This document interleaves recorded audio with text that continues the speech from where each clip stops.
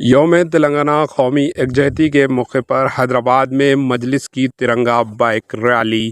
آل India مجلس اتحاد المسلمین کی جانب سے آج 17 سپٹمبر کو یوم تلنگانہ قومی یکجہتی کے موقع پر بعد نماز ظہر حیدرآباد کی درگاہ یوسفین نامپلی چوراہے سے ترنگا بائک ریلی نکالی گئی۔ بیرسٹر اسد الدین اویسی صدر کل ہند مجلس اتحاد المسلمین و رکن پارلیمنٹ حیدرآباد اس ریلی کی قیادت کی۔ اس ریلی میں مجلسی ارکان اسمبلی و کونسل اور کارپوریٹرز کے علاوہ کارکنان کی بڑی تعداد نے شرکت کی۔ ترنگا ریلی نامپلی چوراہا، بازار گھاٹ، وجے نگر کالونی چوراہا سے عیدگاہ بولی، ہاکی گراؤنڈ، ماسب ٹینک پہنچ کر جلسے عام میں تبدیل ہو گئی۔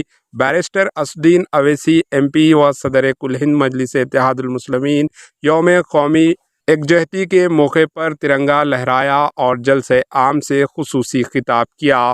اس موقع پر مجلسی ارکان جناب سید احمد پاشا قادری، جناب ممتاز احمد خان، جناب محمد معظم خان، جناب احمد بن عبدالبلالہ، جناب ظفر حسین میرا، جناب کوثر محی الدین، جناب مرزا ریاض الحسن، جناب مرزا رحمت بے قادری کے علاوہ جناب میر العلی، جناب محمد ماجد حسین سابقہ میر اور دیگر موجود تھے۔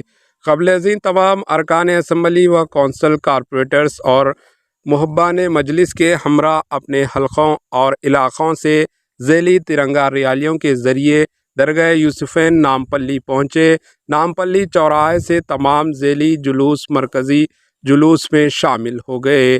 پیش ہے اس خصوص کی کچھ جھلکیاں۔ Bureau report AHN news.